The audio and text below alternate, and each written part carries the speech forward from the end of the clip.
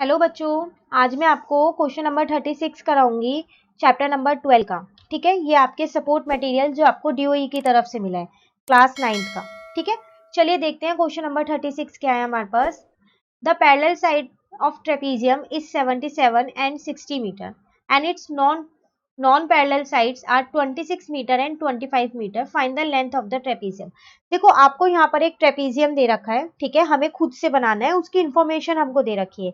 जो उसकी parallel sides है ना वो हमको दे रखी है 77 और 60 मीटर है, और जो उसकी नॉन पैरेलल साइड्स है वो भी दे रखी है 26 मीटर और 25 मीटर।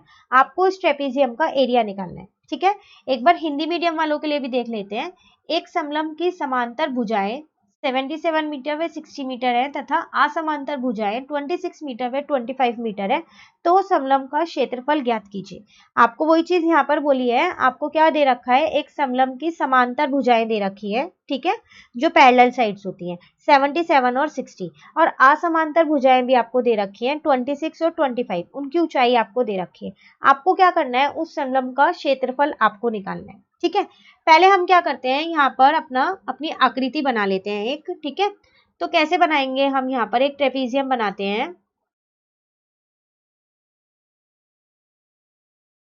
तो मैंने ये एक ट्रेपीजियम यहाँ पर बना लिया, जिसकी पैरेलल साइड्स मेरे पास ये वाली दोनों पैरेलल साइड्स होती हैं। तो ये पूरी मुझको 77 गिवन है, ठीक है, और ये मुझको 60 मीटर गिवन है। नॉन पैरेलल साइड्स भी मुझे गिवन है, ये 26 गिवन है मुझे मीटर, और ये वाली मुझे गिवन है 25। ठीक है, देखो इस समलंब का एक क्या कहते हैं सूत्र होता है क्षेत्रफल निकालने का। ठीक है, एरिया ऑफ ट्रेपीजियम का अपना एक फॉर्मूला होता है, वो होता है half sum of parallel sides into my height. अब मुझे क्या है, इस ट्रेपीजियम की एक हाइट चाहिए, तभी मैं अपना एरिया निकाल सकती हूँ। तो अगर मैं यहाँ से एक हाइट ड्रॉ करूँ तो मेरी वो ये है हाइट, ठीक है ना, तो मुझको ये हाइट निकालनी है। तो मैंने क्या किया है, यहाँ पर अपना पूरा एक त्रिभुज ही बना दिया है। ठीक है, तो देखो अब ये पैरेललोग्राम हो गया, इतने वाला जो बचा, तो ये 26 है, तो इसका मतलब ये भी 26 होगा, क्योंकि पैरेललोग्राम की समांतर चतुर्भुज जो होता है उसकी अपोजिट साइड, आमने सामने वाली भुजा जो है वो बराबर होती है। ठीक है, तो इसकी अपोजिट साइड्स इक्वल थी, तो मैंने यहाँ 26 था तो यहाँ भी 26 लिख दिया। ठीक है, उसी तरीके से जब ये 60 है तो यहाँ से लेके यहाँ तक भी 60 होगा। ठीक है ना, मैं इसको नाम दे देती हूँ A B C और D। ठीक है, और इसको यहाँ पर लिखते हैं E। तो देखो ए ई आपका क्या होगा, 60 होगा, क्योंकि आपका सी डी 60 है, अपोजिट साइड्स जो है वो इक्वल होती हैं पैरेललोग्राम की। तो फिर आपका ई बी कितना आएगा, अगर मैं आपसे पूछूं कि ई बी बताओ, तो आप 77 में से 60 माइनस कर दोगे, तो इसका मतलब आपका ई बी आ गया 17। ठीक है ना, क्योंकि ये ए बी आपको पूरा दे रखा था 77, तो जब आपने ए बी में से ए ई निकाल लिया 60, तो ई बी तो बचा, तो ई बी कितना आएगा, 77 में से 60 को हमने माइनस कर दिया। ठीक है, अब मुझे क्या करना है, ये हाइट चाहिए। ठीक है, अब ये हाइट मैं कैसे निकालूं, तो देखो आपके पास ये एक त्रिभुज बन गया है ईसीबी, तो आपको त्रिभुज का एरिया निकालना आता है।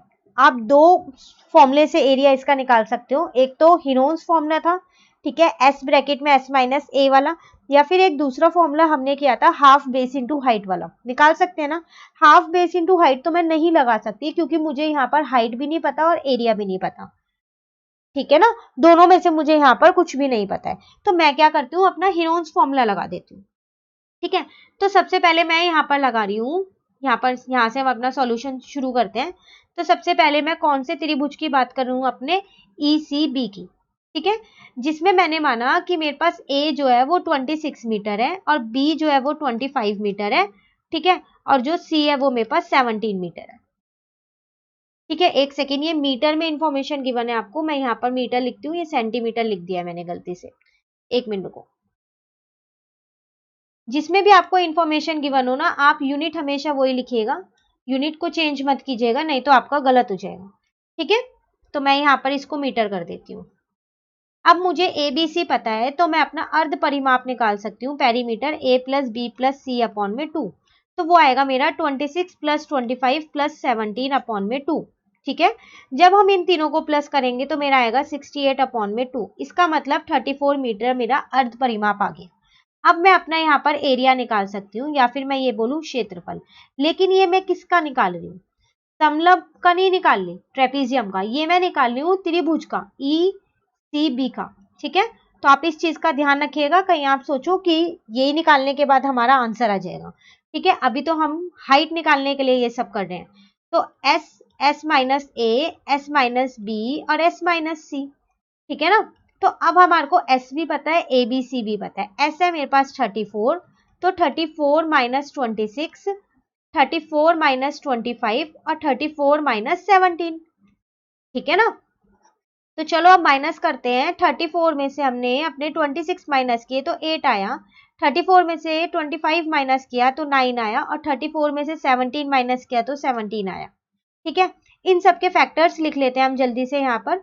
34 के फैक्टर तो 17 इंटू 2 होगा, 8 के फैक्टर 2, 2 जा 4, 2 जा 8, 3 के फैक्टर 3 इंटू 3, और 17 17 ही रहेगा क्योंकि वो प्राइम नंबर है, किसी और की टेबल में नहीं आता, सिर्फ अपनी ही टेबल में आता है। ठीक है, अब रूट से बाहर वही नंबर निकलेंगे जिनके पेयर बने हैं, तो 17 और 17 बन रहा है पेयर, तो चलो आप इसको बाहर निकाल दो। फिर 2 काउंट करो कितने हैं, 1 2 3 4, तो 2 पेयर बनेंगे, इसका मतलब 2 बार 2 भी बाहर आ गया। 3 का भी एक पेयर बनना है, इसका मतलब 3 भी बाहर आ गया।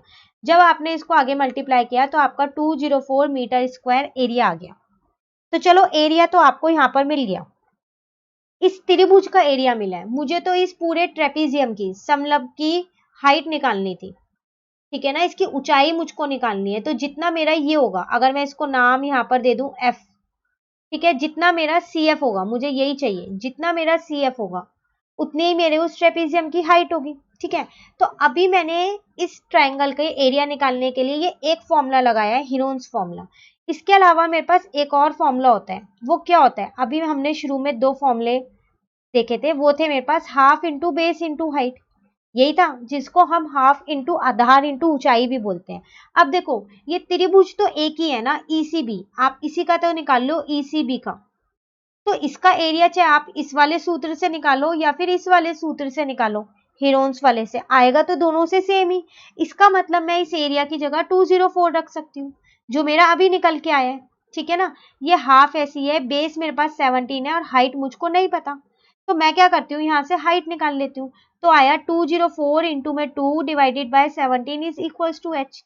2 डिवाइड का था, इधर आके मल्टीप्लाई का हो गया, 17 मल्टीप्लाई का था, इधर आके डिवाइड का हो गया। ठीक है, तो यहाँ से मेरी एच की वैल्यू आ गई, जब हमने इसको सॉल्व किया तो 24 मीटर। इसका मतलब मुझे अपने समलंब की हाइट मिल गई, वो कितनी ऊंचाई है उसकी, 24 मीटर। ठीक है, ट्रेपीजियम की हाइट मिल गई ना, बस अब तो हम अपना एरिया ऑफ ट्रेपीजियम का फॉर्मूला लगाते हैं। तो देखो इतना सब कुछ जो हमने किया, हाइट निकाली, ये निकाली किस लिए, एरिया ऑफ ट्रेपीजियम का एक फॉर्मूला होता है, वो होता है हाफ ब्रैकेट में sum of parallel sides. Parallel sides मुझको दे रखी थी, ठीक है ना, समांतर भुजाएं, और मल्टीप्लाई हाइट। ठीक है, तो हाफ ऐसी रहेगा, और समांतर भुजाएं मेरे पास कितनी है, 77 प्लस 60, ये दोनों होता है मेरे पास समांतर भुजाएं, तो मैंने इन दोनों को लिख दिया। ठीक है, और हाइट मैंने अभी निकाली है 24। अब आपको पता चला मैंने यहाँ पर हाइट क्यों निकाली थी, सिर्फ इसलिए निकाली थी ताकि मैं अपने इस सूत्र में इसको रख सकूं। ठीक है, तो चलिए अब हम यहाँ करते हैं, हाफ ऐसी है, जब आप इन दोनों को प्लस करोगे तो 137 इंटू में 24 ऐसी रहेगा, इस 2 से ये 24 काटा तो 12 आया। अब 137 को हमने 12 से इंटू कर दिया, तो जब हमने 12 से इंटू किया तो हमारा आया 1644 मीटर स्क्वायर। और आपको इसमें एरिया ऑफ ट्रेपीजियम, ठीक है, समलंब का क्षेत्रफल ही निकालना था। ठीक है ना, तो ये था आपका क्वेश्चन। आप अगर आपको ये फॉर्मूला याद है ट्रेपीजियम का तो आप निकाल सकते हो, ये फॉर्मूला आपको याद करना बहुत जरूरी है। ठीक है, चलिए इसी के साथ एक और क्वेश्चन आज हम करते हैं, क्वेश्चन नंबर 37। क्वेश्चन है आपके पास यहाँ पर, find the area of rhombus. अब आपके पास यहाँ पर एरिया ऑफ रोम्बस आ गया है निकालने के लिए, इन विच ए बी दे रखा है आपको और ए सी दे रखा है। ठीक है, दो चीजें आपको दे रखी हैं, ए बी और एक डायगोनल दे रखा है, आपको एरिया निकालना है। ठीक है, हिंदी मीडियम वालों के लिए देखते हैं, दी गई आकृति में समचतुर्भुज ए बी सी डी का क्षेत्रफल ज्ञात करें, यदि ए बी कितना है 5 सेमी व ए सी है 8 सेमी। सेम वही है, आपको यहाँ पर एक समचतुर्भुज दे रखा है ए बी सी डी, जिसकी आपको भुजा तो दे रखी है 5, ठीक है, और ए सी एक आपको यहाँ पर डायगोनल दे रखा है, विकर्ण। ठीक है, सबसे पहली बात, जो हमारा रोम्बस होता है या समचतुर्भुज होता है, उसकी सारी साइड्स सारी भुजाएं जो है वो बराबर होती हैं। तो इसका मतलब अगर ये 5 है तो मेरा ये भी 5 होगा, ये भी 5 होगा और ये भी 5 होगा। ठीक है, आपके तो इंग्लिश मीडियम वालों की तो फिगर में यहाँ पर ये लाइंस ड्रॉ की हुई है, इसका मतलब होता है ये सारी साइड्स इक्वल है। ठीक है, अब देखो मेरे पास एरिया ऑफ रोम्बस निकालने का एक फॉर्मूला होता है, वो होता है half into D1 into D2। D1 का मतलब है मेरे पास विकर्ण 1, जैसे मैंने AC बनाया उसी तरीके से मेरे पास एक और विकर्ण इसमें मैं बना सकती हूँ, तो मैं इसी फिगर में ड्रॉ कर देती हूँ, ये रहा BD। ठीक है, यहाँ पर भी एक ड्रॉ कर देते हैं हम, तो ये बन गया मेरा BD। ठीक है ना, तो अगर आपको AC और BD पता है कितनी कितनी है, ठीक है, तो आप एरिया ऑफ रोम्बस निकाल सकते हो। लेकिन क्वेश्चन में आपको सिर्फ AC पता है, BD नहीं पता, तो इसका मतलब BD आपको खुद से निकालनी पड़ेगी ना। तो देखो अब हम BD को कैसे निकालेंगे। सबसे पहली बात, मुझको दिया हुआ क्या है इस क्वेश्चन में, मुझको ये दिया है कि AB is equal to BC is equal to CD is equal to AD है। चारों साइड्स मेरी इक्वल है, कितनी है 5 सेंटीमीटर। ठीक है, और AC भी मुझको दे रखी है 8 सेंटीमीटर। देखो जो ये रोम्बस है समचतुर्भुज, इसके जो डायगोनल्स होते हैं ये यहाँ पर बाइसेक्ट करके जाते हैं। ठीक है, परपेंडिकुलर बाइसेक्टर होते हैं, इसका मतलब ये यहाँ पर हर एक जगह 90 डिग्री का एंगल बनाते हैं। ठीक है ना, मैं यहाँ पर बना देती हूँ, यहाँ भी 90 बनेगा, यहाँ भी, यहाँ भी, यहाँ भी। ठीक है, तो इसका मतलब मेरी जो AC8 है, अगर मैं इस बीच वाले पॉइंट को जहां ये दोनों लाइंस आके मिल रही हैं उसको O नाम दे दूं, ठीक है ना, तो फिर मेरी OA is equal to OC कितनी होगी, AC अपॉन में 2, आधी आधी बट जाएगी वो, तो वो आ जाएगी मेरी 4 सेंटीमीटर। ठीक है, अब मेरे को पता है, मैं इस वाले त्रिभुज की बात कर रही हूँ, आप कोई सा भी त्रिभुज ले सकते हो, मुझको पता है ये मेरे पास 5 है और मेरे को ये भी दे रखी है, OC मुझे मिल गई है 4 है। ठीक है, और यहाँ 90 डिग्री का एंगल बनना है, तो इसका मतलब ये तो मेरा राइट एंगल ट्राइंगल हो गया। कौन सा ट्रायंगल की, मैं कौन से त्रिभुज की बात कर रही हूँ, मैं BOC की बात कर रही हूँ। ठीक है, तो BOC मेरा क्या बन गया, समकोण त्रिभुज। बन गया नहीं बन गया, क्योंकि इसके यहाँ पर चारों जगह 90 डिग्री का एंगल बनता है। जो ये डायगोनल्स होते हैं विकर्ण, ये परपेंडिकुलर बाइसेक्टर होते हैं। ठीक है, तो जब ये 90 डिग्री का एंगल बन रहा है तो इसके अंदर मैं ये लगा सकती हूँ H² is equal to P² plus B²। Pythagoras प्रमेय में अपनी लगा सकती हूँ। ठीक है, अब आप देखो 90 के सामने वाला आपका H होता है, इसका मतलब आपके पास यहाँ पर BCH है। ठीक है ना, BC तो आपके पास H है, और आपके पास ये क्या है जो आपको यहाँ पर OC दे रखा है। ठीक है, OB आपको नहीं दे रखा, तो आपने क्या किया, OB आपका है यहाँ पर परपेंडिकुलर माना मैंने, तो OB को मैंने परपेंडिकुलर ले लिया, और बेस मुझे कितना है, बेस मेरे पास OC, ये मेरा आ गया OC। अब देखो BC आपको यहाँ पर पता है 5 का स्क्वायर है, OB आपको नहीं पता, आप ऐसे ही छोड़ दो OB को। ठीक है, OC आपको पता है वो कितना है आपके पास 4 का स्क्वायर। ठीक है, अब आप जो है ना इसको यहाँ पर बेस और परपेंडिकुलर को चेंज भी कर सकते हो। अगर आप बेस OB लोगे, ठीक है, तो आपका परपेंडिकुलर OC बन जाएगा। ठीक है ना, तो 5 5 जा 25, ये OB का स्क्वायर आपका SC है, और 4 4 जा 16, यहाँ से आपका OB का स्क्वायर आया 25 माइनस का 16, तो OB का स्क्वायर आपका कितना आ गया 9। इसका मतलब OB कितना आ गया आपके पास 3 सेंटीमीटर, क्योंकि 3 का स्क्वायर ही 9 होता है। तो चलो आपको OB मिल गया ना आपको OB।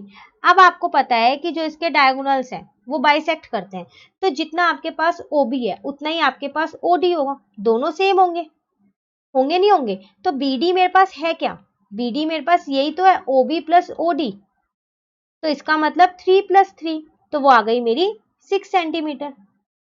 ठीक है, हमें क्या चाहिए था, AC और BD ही तो चाहिए, तो एरिया ऑफ रोम्बस मेरा होता क्या है, एरिया ऑफ रोम्बस, कौन सा रोम्बस है ये, नाम दो उसको ABCD। ठीक है, तो वो क्या होगा, इसको हिंदी मीडियम में भी मैं लिख देती हूँ, समचतुर्भुज का क्षेत्रफल। ठीक है ना, तो कितना है वो, half into D1 into D2। ठीक है, अब आपके पास D1 क्या है, आप AC को मान लो, और D2 किसको मानो, आप BD को मानो। यही दोनों तो आपके अंदर इसके विकर्ण है, इस पूरे जो आकृति आपको दे रखी है यही दो इसके थे विकर्ण, या फिर मैं बोलूं ये दोनों इसके डायगोनल्स थे। D का मतलब यहाँ पर डायगोनल्स है। ठीक है, AC आपको पता है कितना है 8 है, BD आपने अभी खुद निकाला है 6 है, इसको इससे कट कर दिया मैंने 3 आया, 8 इंटू 3 आपका कितना आ गया 24 सेंटीमीटर स्क्वायर। ठीक है, तो ये था आपका एरिया ऑफ रोम्बस। ठीक है, तो इसके लिए आपको क्या करनी है, एरिया ऑफ रोम्बस निकालने के लिए एक तो आपको फॉर्मूला याद करना है, दूसरा इसकी प्रॉपर्टीज आपको पता होनी चाहिए कि जो इसके डायगोनल्स होते हैं, विकर्ण जो होते हैं, वो क्या करते हैं, परपेंडिकुलर बाइसेक्टर बनाते हैं। ठीक है, जहां पर वो कट हो रहे हैं तो वहां पर वो हर जगह 90 डिग्री का एंगल बनाते हैं। ठीक है ना, तो ये हमारा क्वेश्चन नंबर 37 था। चलिए अब देखते हैं क्वेश्चन नंबर 38। क्वेश्चन है हमारे पास, in a triangle AB is equal to 15 centimetre, BC is equal to 14 centimetre and AC is equal to 13 centimetre. आपको एक ट्राइंगल की तीनों साइड्स दे रखी हैं, आपको निकालना क्या है, find the area of triangle ABC. एक तो आपको एरिया निकालना है इस ट्राइंगल का, and hence its altitude corresponding to side BC. और आपको क्या करना है, एल्टीट्यूड निकालना है किससे, कौन सी साइड से, बीसी से। ठीक है, एक बार हिंदी मीडियम वालों के लिए देखते हैं। त्रिभुज एबीसी में AB 15 semi, BC 14 semi, AC 13 semi हो तो त्रिभुज का क्षेत्रफल ज्ञात करते हुए BC भुजा का संगत शीर्षलंब ज्ञात कीजिए। देखो, आपको एक त्रिभुज दे रखा है ABC। ठीक है, तो यहाँ पर हम अपना पहले एक त्रिभुज बना ही लेते हैं, फिर ABC। जब हम हमारे को ये दे रखा है तो ये मैंने एक त्रिभुज बना लिया है अपना AB और C। ठीक है ना, ये मुझे 15 सेमी दे रखी है, तो 15 सेंटीमीटर ये है, BC मेरे को 14 दे रखी है और AC मुझे 13 दे रखी है। ठीक है, एक तो मुझे इस त्रिभुज का क्षेत्रफल निकालना है, उसके साथ साथ मुझे एक शीर्षलंब भी निकालना है जो कि BC से है, तो BC पे है। तो चलो फिर एक हम शीर्षलंब यहाँ बना देते हैं, तो ये भी मुझे निकालना है साथ साथ। ठीक है, तो सबसे पहली बात तो मैं यहाँ पर अपना क्षेत्रफल निकाल लेती हूँ। उसके लिए मुझे क्या निकालना पड़ेगा, अर्ध परिमाप। अर्ध परिमाप मतलब सेमी पेरीमीटर, वो होता है मेरे पास A plus B plus C upon में 2। ठीक है, तो हम क्या करते हैं, इसको A मान लेते हैं, इसको B मान लेते हैं और इसको C मान लेते हैं। ठीक है, तो इसका मतलब कितना हो गया, 15 प्लस 14 प्लस 13 अपॉन में 2। ठीक है ना, जब आप इन सबको प्लस करोगे तो आपका आएगा 42 अपॉन में 2। ठीक है, तो आपका कितना आ गया, 21 सेंटीमीटर। तो चलो अर्ध परिमाप तो आपका निकल गया। अब हम क्या करते हैं, अपना एरिया निकालते हैं। एरिया भी निकालना है हमारे को और एल्टीट्यूड भी, तो पहले हम अपना एरिया निकाल लें। ठीक है, हम एरिया किसका निकाल रहे हैं, त्रिभुज ABC का। तो सबसे पहले हम अपना क्या लिखेंगे, अपना सूत्र लिख देते हैं यहाँ पर, S minus A, S minus B और S माइनस C। ठीक है ना, अब हम क्या करते हैं, इनके अंदर अपनी वैल्यूज पुट कर लेते हैं। S की जगह हमने लिखा 21 और यहाँ हो गया 21 माइनस 15। B मेरे पास है 14 तो मैंने B 14 लिख दिया, 21 ऐसी है, C है मेरे पास 13। ठीक है, अब हम इन सबको माइनस कर लेते हैं, तो 21 ऐसे ही रहेगा। 21 में से 15 गए तो आपके पास कितना बचा, 6। 21 में से 14 गए तो 7, 21 में से 13 गए तो 8। ठीक है, अब हम क्या करते हैं, इन सबके फैक्टर लिख लेते हैं। 21 क्या होगा, 3 इंटू 7, 6 क्या होगा, 2 इंटू 3, ये 7 ऐसी है, और 8 क्या होगा, 2 2 जा 4 2 जा 8। ठीक है, अब हम पेयर बनाते हैं। देखो, इन दोनों 3 का एक पेयर बनना है, इन दोनों 7 का एक पेयर बनना है, इन दोनों 2 का एक पेयर बनना है और इन दोनों 2 का एक पेयर बनना है। सबके पेयर बन गए तो बाहर निकालते हैं, दोनों 3 का एक 3, दोनों 7 का एक 7, 2 के 2 पेयर बनने थे, इसका मतलब 2 2 बाहर आएंगे। ठीक है, तो करके मेरा एरिया आ गया। तो चलो, एरिया क्षेत्रफल तो मेरा निकल गया इस त्रिभुज का। मुझे एक और चीज निकालनी थी, एल्टीट्यूड। तो हमारे पास एक और फॉर्मूला भी तो होता है एरिया निकालने का, वो क्या होता है, हाफ बेस इंटू हाइट। यही तो होता है क्षेत्रफल निकालने का। ठीक है ना, क्या होता है, हाफ आधार इंटू ऊंचाई। ठीक है ना, तो देखो, आप एरिया कौन से किसका निकाल लो, आप एरिया निकाल लो इस वाले त्रिभुज का, तो आप इस वाले फॉर्मूले से निकालो या फिर इस वाले फॉर्मूले से निकालो, एरिया तो दोनों से सेम ही आएगा क्योंकि आपका ट्राइंगल तो एक ही है। तो इसका मतलब इस एरिया की जगह तो मैं 84 लिख सकती हूँ क्योंकि मैंने अभी एरिया निकाला है 84। ठीक है ना, ये हाफ ऐसी है। अब मेरे पास बेस यहाँ पर 14 मुझे दे रखा है, तो इसका मतलब मुझे h निकालना है, तो वही तो मुझे निकालना है, इसको मैं d मान लेती हूँ, वही निकालना है ना। तो चलो फिर 84, ये 2 यहाँ डिवाइड का है मल्टीप्लाई का, 14 यहाँ मल्टीप्लाई का है डिवाइड का। ठीक है, यहाँ से मेरा h आ गया। तो जब आप इसको सॉल्व करोगे तो आपका h कितना आएगा, आपका h आएगा 12। ठीक है, तो 12 सेंटीमीटर, तो ये आपका h निकल गया। ठीक है, तो ये था आपके पास क्वेश्चन नंबर 38। ठीक है, तो आज की वीडियो में हमने क्वेश्चन नंबर 36, 37 और 38 किए। इसके आगे के क्वेश्चन हम अपनी नेक्स्ट वीडियो में करेंगे। तो अगर आपको ये वीडियो अच्छी लगी हो तो आप इसे लाइक जरूर कीजिएगा और मेरे चैनल को सब्सक्राइब कीजिएगा। Thank you.